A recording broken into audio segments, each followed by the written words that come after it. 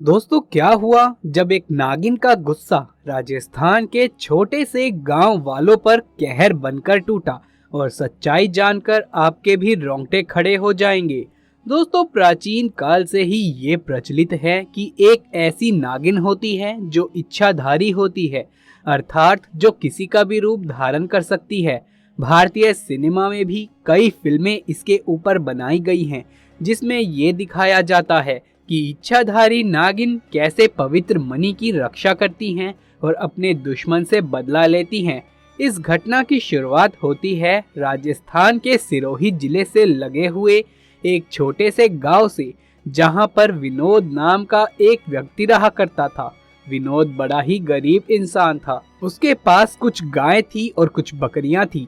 वो उन्हें चराता और उनका दूध बेचकर अपने पूरे परिवार का पालन पोषण करता। एक बार उसने अपने छोटे भाई को गाय चराने के लिए भेजा, परंतु जब वो गाय चराने के बाद वापस लौटा तो विनोद ने देखा कि उनमें से एक गाय कम है। शायद वो जंगल में ही कहीं रह गई होगी। उसके बाद विनोद ने अपने छोटे भाई से कहा कि तुम यहीं रुको, मैं जंगल से गाय को ढूंढ कर लाता हूँ। जब गाय को ढूंढते ढूंढते विनोद बीच रास्ते में पहुंच गया, तब उसने देखा कि सामने बहुत ही चमकीली चीज चमक रही है।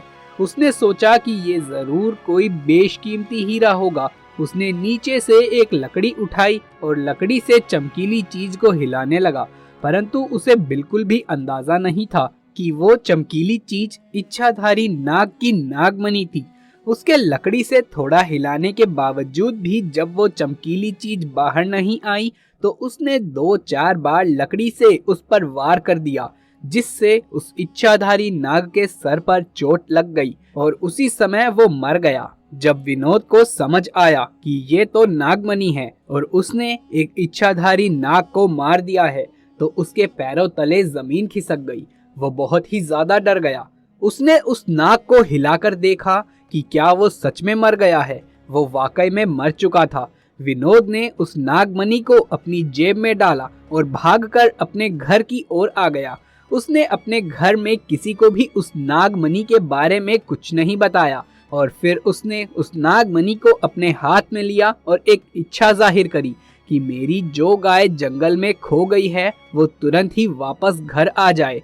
और अगले ही पल वो गाय उसके दरवाजे पर आ चुकी थी। ऐसे में विनोद बड़ा ही खुश हो रहा था, मानो उसकी जिंदगी पूरी तरह से बदल गई हो। अब उसके मन में विश्वास था कि वो सब कुछ पा लेगा जो वो पाना चाहता है। परंतु दूसरी ओर इच्छाधारी नागिन ने अपने नाग को मरा हुआ देखा तो वो गुस्से से आग बबूला हो गई। उसने अपने नाग की आंखों में उस कातिल का चेहरा देख लिया था। दरअसल विनोद ने बहुत बड़ी गलती कर दी थी कि उसने इच्छाधारी नाग को वहां पर जलाया नहीं। वो उसे ऐसे ही वहीं पर छोड़ आया और उसकी यही नादानी उसकी बहुत बड़ी बर्बादी का कारण बनने वाली थी।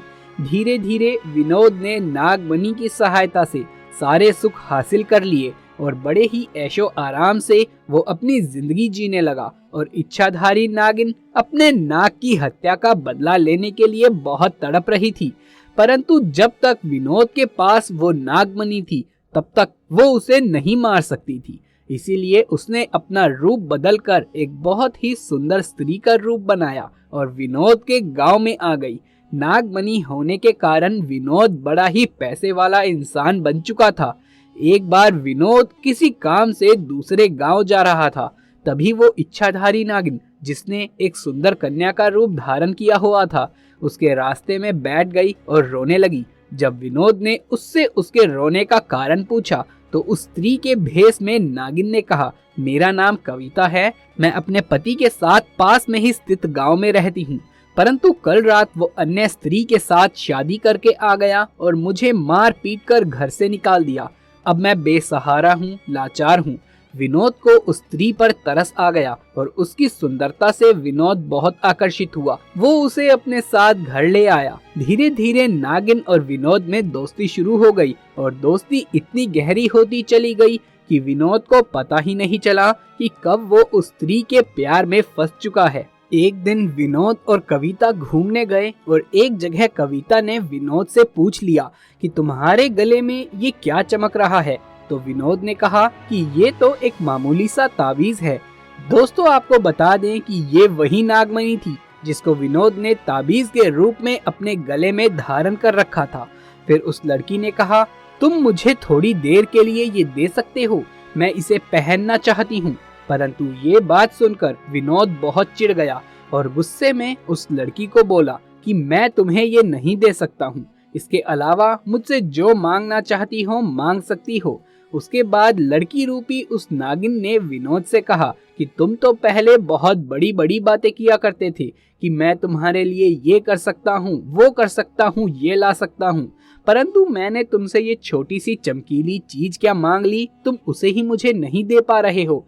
उसके बाद विनोद ने कहा कि ठीक है, परंतु कुछ देर इसे पहनकर मुझे वापस कर देना। और विनोद ने उस चमकीली चीज को निकालकर उस लड़की के हाथ में दे दिया।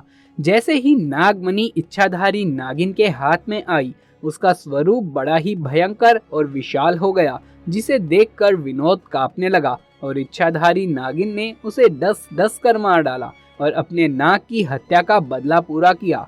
दोस्तों, आप भी ध्यान रखिएगा कि हमें जाने अनजाने में किसी भी नाग नागिन या किसी भी जीव जंतु पर वार नहीं करना चाहिए, क्योंकि हमारी छोटी सी गलती का हर जाना बहुत बड़े रूप में हमें भुगतना पड़ सकता है। दोस्तों, अगर आपको हमारा वीडियो अच्छा लगा हो तो वीडियो को एक लाइक जरूर से करें।